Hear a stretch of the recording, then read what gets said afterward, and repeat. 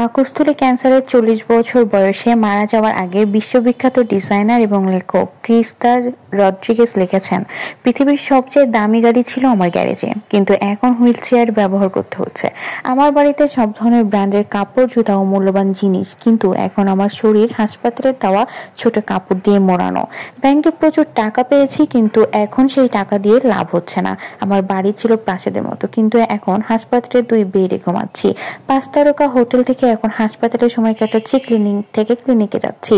শত শত মানুষের অটোগ্রাফ পেয়েছি, কিন্তু এবার মেডিকেল রেকর্ড আমার স্বাক্ষর। সাত নাপিতের কাছে গেছে চুল ঠিক করার জন্য, কিন্তু এখন মাথায় একটা চুলও নেই। একটি প্রাইভেট জেটের সাথে আমি যে কোনো জায়গায় উঠতে পারি, কিন্তু এখন হাসপাতালের গেটে হেঁটে যাওয়ার জন্য আমার 2 জন সহকারী প্রয়োজন। অনেক খাবার থাকলেও এখন আমার খাবার দিনে 2 ট্যাবলেট আর সন্ধ্যায় 2-1 ফোঁটা লবণ পানি। এই বাড়ি, এই গাড়ি, এই প্লেনে, আসবাবপত্র, এই ব্যাংক, কোনো কিছুই কাজে লাগে না। এর কোনো কিছুই আমাকে আরাম দিতে পারে না। মৃত্যু ছাড়া বাস্তব কিছুই নেই।